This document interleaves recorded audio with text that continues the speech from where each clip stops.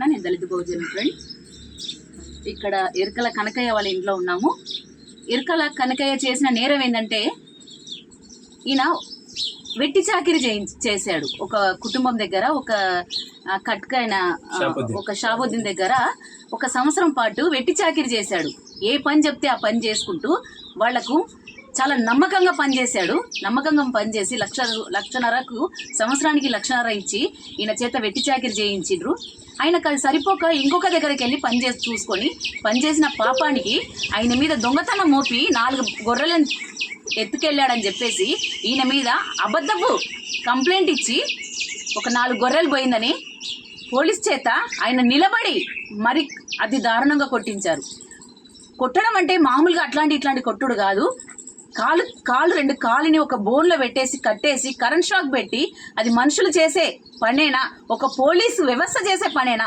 Police వాళ్ళు ఆయన మీద 8 మంది కూర్చొని వెనుకకు ఆయన బోర్లో పండుకోబెట్టి అరికాళ్ళ మీద 2 కాళ్ళు ఒక్క దగ్గర తీసుకొచ్చి అరికాళ్ళ మీద భయంకరమైన దెబ్బలు కొడుతూ ఆయన మీద 8 మంది కూర్చొని చిత్రహింస చేసి, ఒప్పుకుంటావా లేదా, ఒప్పుకోకపోతే నిన్ను కాల్చి చంపేస్తామని చెప్పి భయభ్రాంతులకు గురి చేసి ఆయనను ఒప్పించారు. ఒకవేళ నేను ఒప్పుకోకపోతే నన్ను కాల్చి చంపేస్తారేమన్న భయంతో ఆయన లాస్ట్కు ఒప్పుకోవడం జరిగింది. ఇంత దారుణంగా ఒక ఆదివారం పూట 1 కిలో మటన్ ఇచ్చినందుకు పోలీస్ వ్యవస్థ ఇంత పని చేస్తుందా అని మేము దళిత బహుజన ఫ్రెండ్ మహిళా విభాగం నుంచి కూడా నేను ప్రశ్నిస్తున్నాను. ఒక్క మటన్ కోసము పోలీస్ ఎస్ఐ ఇంత పని చేస్తాడా? ఒక మటన్ కోసము 8 మంది కానిస్టేబుల్ ఇంత దుర్మార్గానికి ఒడిగడతారా?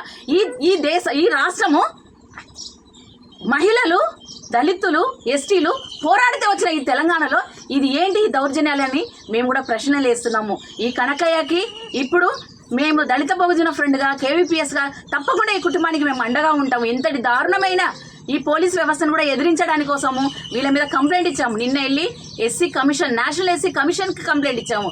State SC ST commission complaint ఇచ్చాము.